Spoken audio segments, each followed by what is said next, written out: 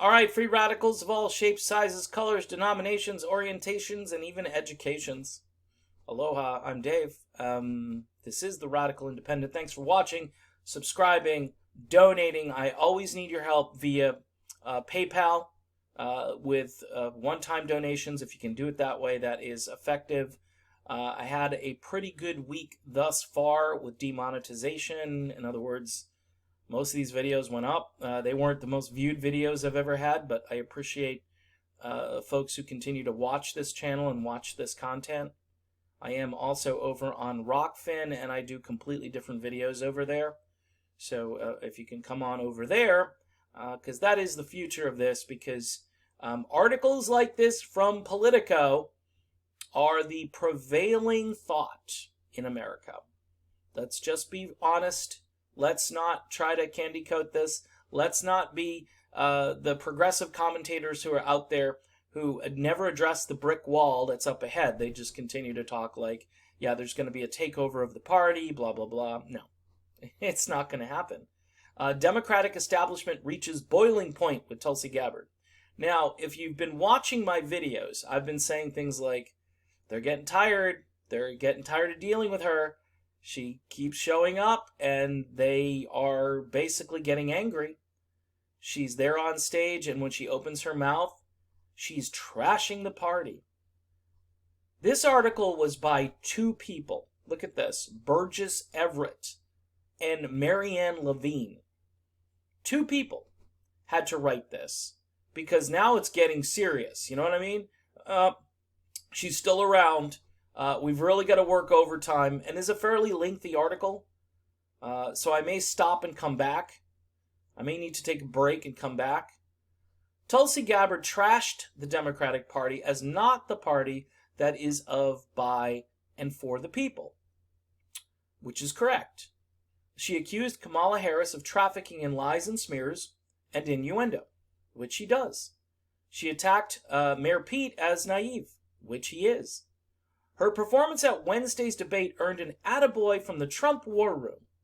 Okay, so again, anytime somebody from the opposition looks at a candidate, and don't think for a second that this isn't designed by Trump to, again, sow discord and basically conjure up articles like this one. Because that's what it inspired this article. Oh, Trump liked it. I don't care if Trump likes it. There are a lot of people who voted for Trump that might like it and might vote for Tulsi, and Trump will lose the election. Did you ever think of that?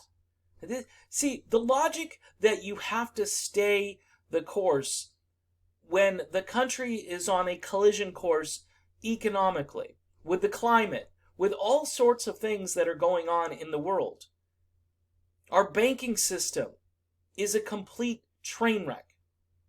Pumping money into financial institutions. Again, I don't even want to go down that road again, but what happened in September frightens the crap out of me. That's all I'm going to say. Some rank-and-file Democrats are at a wit's end with a congresswoman who Hillary Clinton called the favorite of the Russians. So here they are. You know, you had all those commentators out there, by the way, saying, oh, Hillary didn't name her. Hillary didn't actually say her name. And here we go. Hillary Clinton called the favorite of the Russians. There it is. The question is whether she seriously hopes to be the nominee or if she has another agenda. Her attacks on other candidates and her positions on issues seem very personal. In other words, you're not detached from the things that you believe in. They're personal to you. Isn't that what we all do? You know, if you believe in saving animals, for instance, you're passionate about that. That's a personal issue. You don't want to see animals dying, okay? If you don't want to see kids in cages, right? You talk about it and it's very personal to you. By the way, Tulsi Gabbard went down there and saw these kids in cages, and the look on her face, the expression, it was personal. It's personal. This is hysterical that you can have a guy like Blumenthal, which he is probably one of the worst. He is he's a male version of Kamala Harris. elite, erudite. Connecticut represents all of them commuters, commuting into New York City every day. That's his constituency. Hedge fund managers, Wall Street executives. At least he goes on to say, Bernie Sanders has a coherent set of principles. Elizabeth Warren's the same, really. Elizabeth Warren, I'm sorry. Bernie has principles. Warren sticks her finger in the air. I don't perceive a fixed set of principles or worldview on her part. Tulsi Gabbard, it's really actually very easy. We are currently running an empire, and she would like to reduce the footprint of our empire. Didn't say eliminate it, because I don't think you can, but she wants to reduce the footprint of our empire. I've boiled it down for Richard Blumenthal, who can't figure it out for himself because he's stuck in 1987. Demonstrating how divisive her campaign has become, the Trump War Room tweeted out a video clip of Gabbard attacking her own party with a 100 emoji. It received 4,500 retweets and 15,000 likes. Yeah, and guess what? There are a bunch of those people who might actually vote for Tulsi Gabbard. If Tulsi Gabbard could get to the general election, she would take Trump voters. I've been saying this from the very beginning. She sort of seems to be filling a pretty strange lane. You mean the lane no one else is? The people's lane? Is that the one that she's filling? The strange lane? Another Democrat from Connecticut. Oh, Connecticut. What has Connecticut done lately? Who has Connecticut sent to the White House lately? Poor Joe Lieberman. He wouldn't survive in today's climate.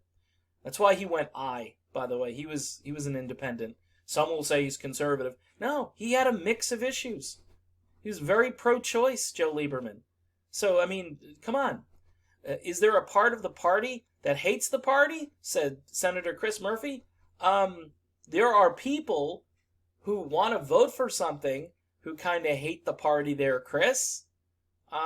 Yeah. Oh, and remember, she's a fringe candidate, right? She's 1 or 2%. She doesn't have a chance to win. Everybody keeps saying it's a little hard to figure out what itch she's trying to scratch in the Democratic. She's not. She doesn't care about the party. She cares about people. These people are so loyal to a party that they don't understand that the people don't care about parties anymore. Independents. There are more registered independents or unaffiliated, unenrolled voters. That is the number one thing, because people are embarrassed to be associated with either party, Chris. They go and they say, okay, what is the Democrat? And the Democrat will say the same crap they always say. The Republican will say the same crap they always say. And people go, okay, again, I'm trying to pick the lesser of two evils. The Hawaii Congresswoman's presence on this debate stage is becoming a headache for the party. Oh, I feel so bad for the Democrats as she uses the platform to appeal to isolationists. Again, let's regurgitate the talking points. That's what Politico is doing here. The isolationists. Here's what, again, let me throw it out there again. Reducing the empire's footprint. Dissatisfied liberals? No, liberals don't like Tulsi Gabbard. Dissatisfied progressives and even, heaven forbid, even conservatives. She has managed to secure a spot on the debate stage as more mainstream candidates like Senator Michael Bennet, D. Colorado, and Governor Steve Bullock, D. Montana, failed to meet polling and donor thresholds. Guess why? Guess what? Why? Because nobody wants Steve Bullock or Mike Bennet, okay? Because then they'd be donating to their campaign. So what you're saying is these guys should be up on stage because they're going to walk in lockstep with the rest of the stage. They're going to pretty much just parrot the monkey talking points that the DNC throws out. And here we go. Here's the Assad. Who is it? Not Michael Tracy. Kyle Kalinske did and I don't always like Kyle. There are times where I like him. There are other times I'm just like, dude. But But he did this video where he's like, Assad. He just kept repeating it. Because that's the talking point. When they have nothing, they go to, here we go. She met with Assad. She didn't come out of the meeting saying, yes, Assad is a great man and I support everything he's doing in his country.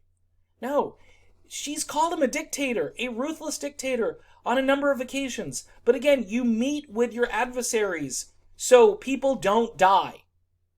That's bold. That's leadership. That's courage, by the way, because it's easy kind of to blow it off and say, you know what, I'm not going to meet with somebody like this, because again, as Kalinsky said in his video, he's a bad man.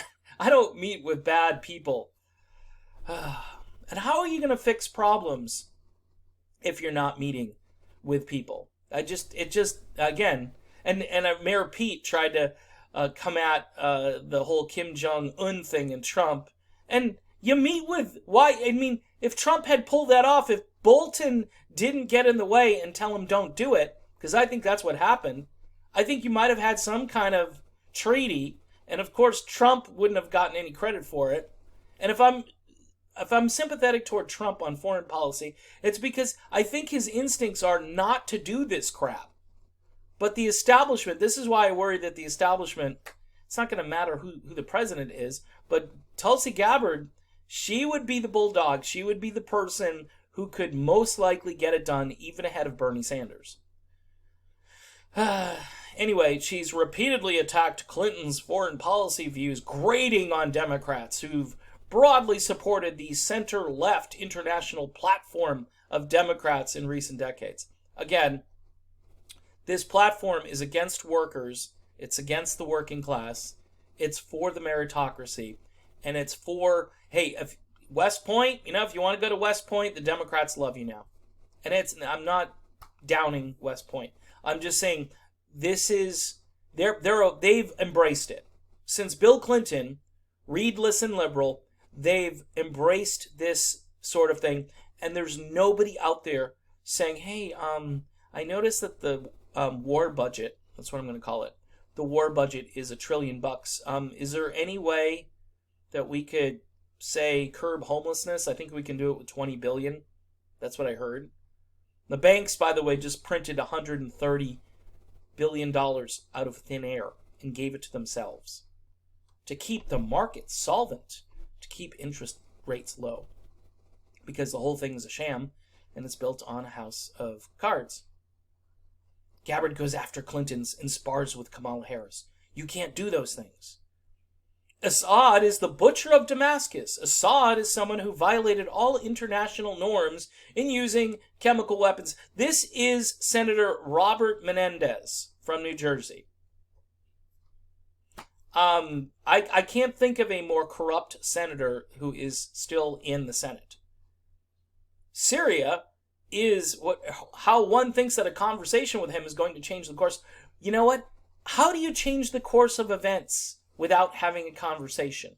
You try it, you attempt it, and say, okay, it didn't work. But if you don't even attempt it, there's nothing. They're just bombs, and you're arming, You're arming moderate rebels, and then real rebels, and then there's like so much going on in Syria, and these people are all so confused on it.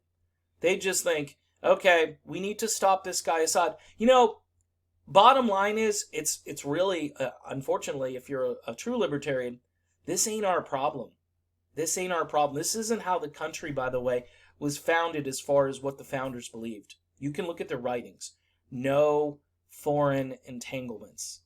Okay? The sectarian violence, what's happening in Syria, all right, is really none of our business.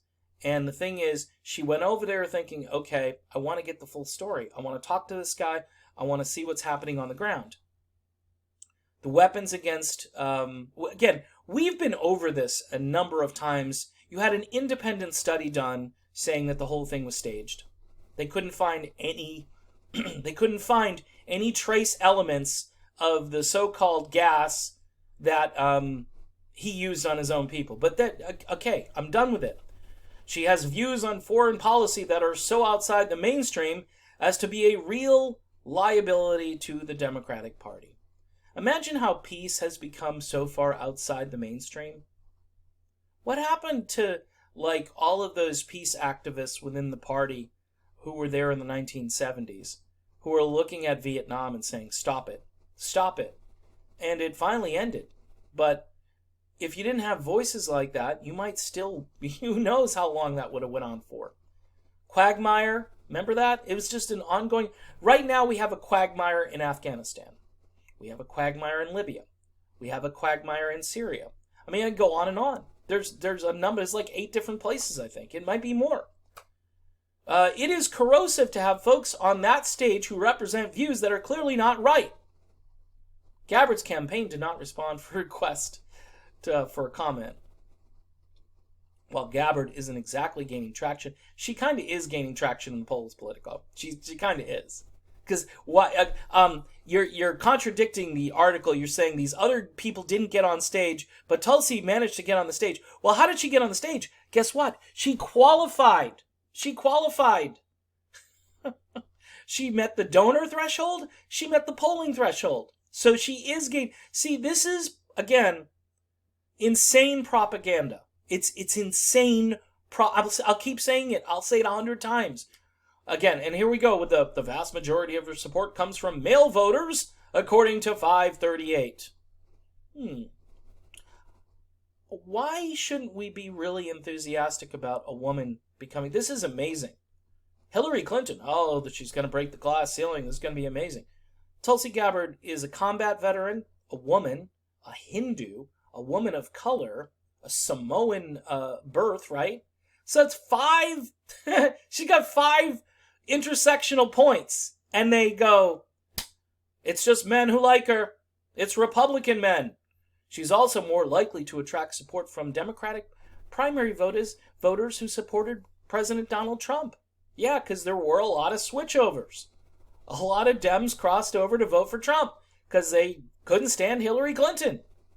Given Gabbard's obvious play to appear at war with the party establishment, her play, several senators declined to discuss her candidacy. We can't talk about Tulsi Gabbard. Oh my gosh.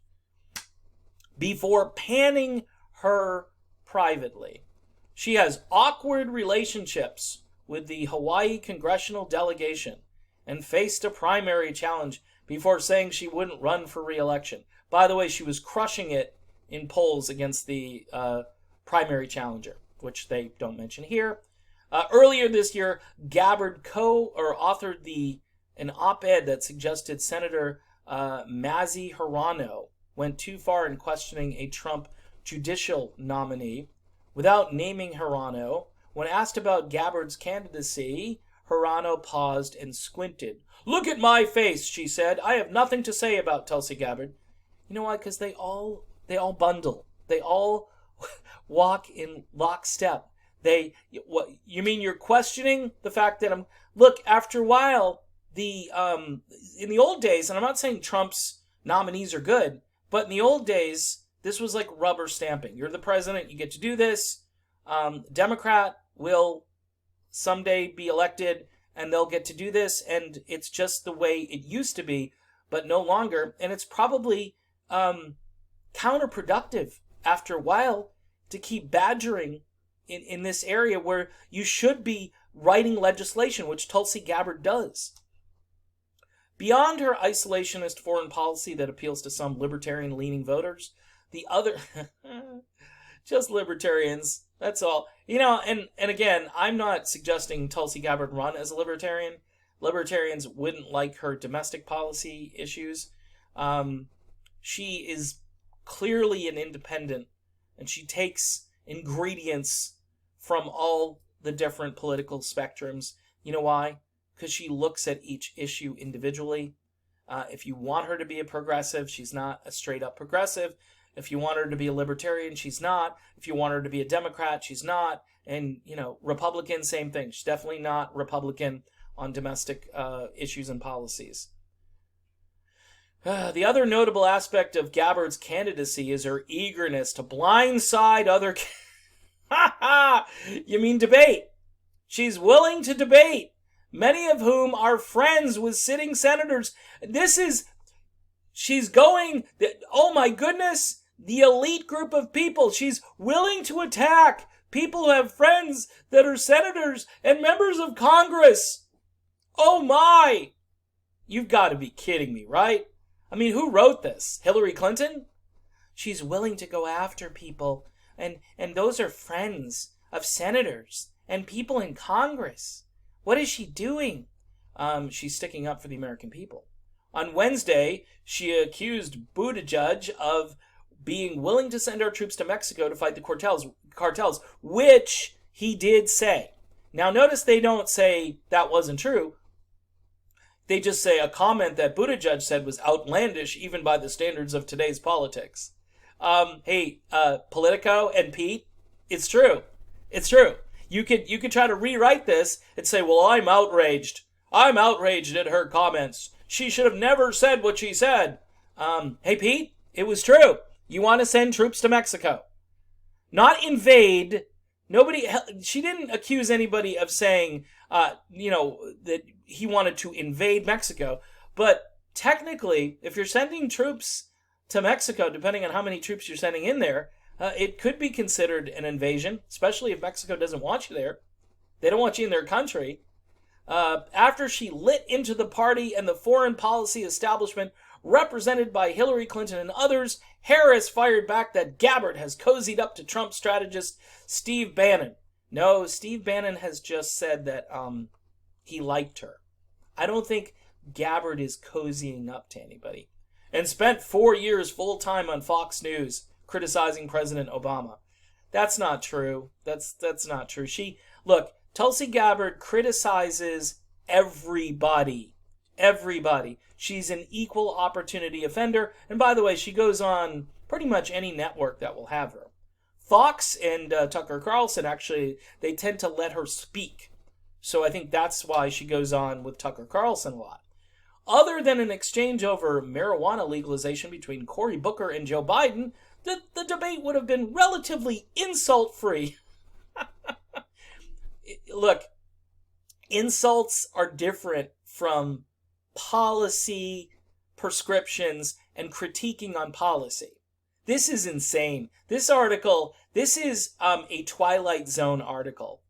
Oh, it would have been a nice, friendly... So why have a debate? The word debate, okay, implies that two people are going to disagree on a topic and actually go at one another. And whoever wins that debate, okay, your idea is lousy.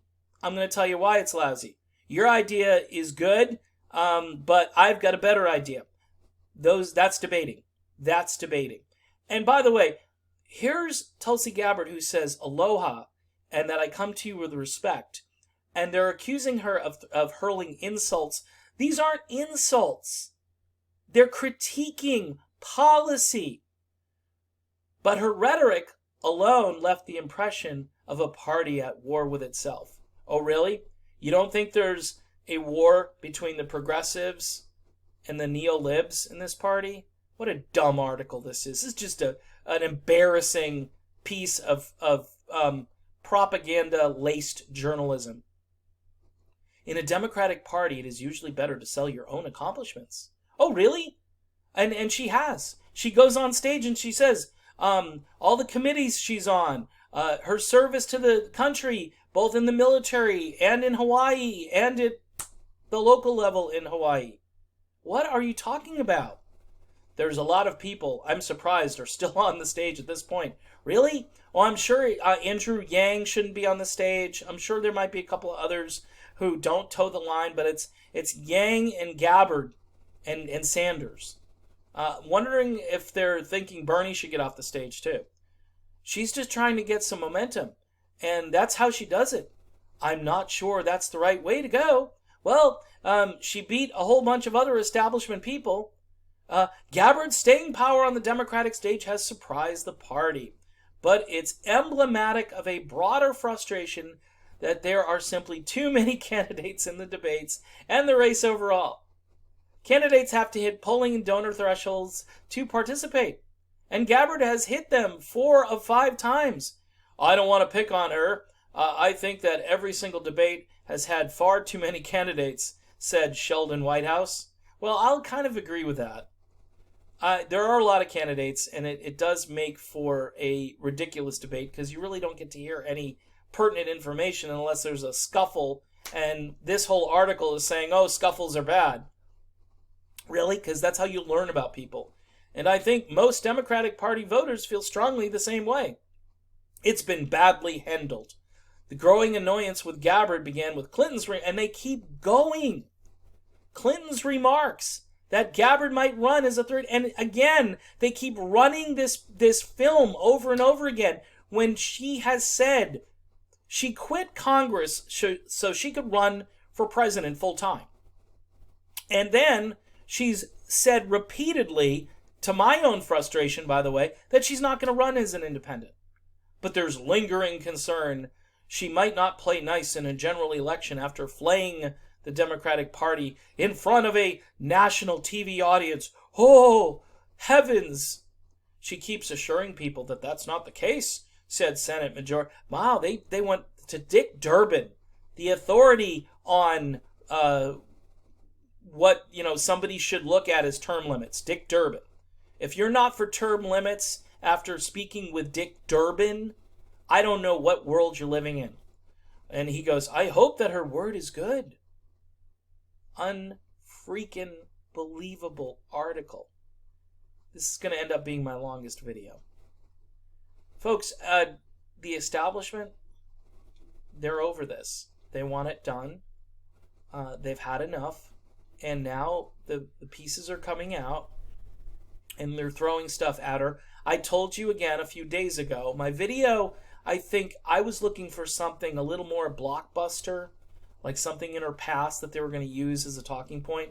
I'm waiting for all of those great writers at Politico and the New York Times and the Washington Post to kind of come up with a storyline that they can repeat over and over again ad nauseum. And then Tulsi will have to be on the defensive because their goal here is to keep her on the defensive so she can't talk about foreign policy, she can't talk about her domestic agenda, she can't talk about how this party has adopted... By the way, if you're thinking that the Democrats and the Republicans are different, they're only different on social issues, which are basically tribal issues, which make people go into camps because they think they're going to lose their right to an abortion, or they think that the Republicans are just evil and conservative, and it goes back and forth, and it has no bearing really on your family. It has almost none, and you've all been duped for decades. These are just issues that are thrown out there to divide people. These parties aren't different. They're really not. And that's why they don't want Tulsi. That's why they didn't want Ron Paul, by the way. Imagine how peace has become controversial. Peace is controversial. Peace and prosperity. Isn't that what we're supposed to be? Peaceful and prosperous? Isn't that what people want out of their government? I mean, I don't understand why this is so controversial, but it is. We are living in the Twilight Zone. Well, I'm done with this video. Please try to support my channel. If you watch this all the way through, God bless you. But if you can, small donation over to PayPal would help me out a lot this week. I've gotten a couple, but it's been a little sparse. This channel is earning about half the revenue it earned about 2 months ago, and I'm not sure why, because I'm still getting consistent views. And don't forget to check me out over on Rockfin as well, because I'll have exclusive content over there as well today. All right, I am done. I will be back soon, though, and I'll see you then.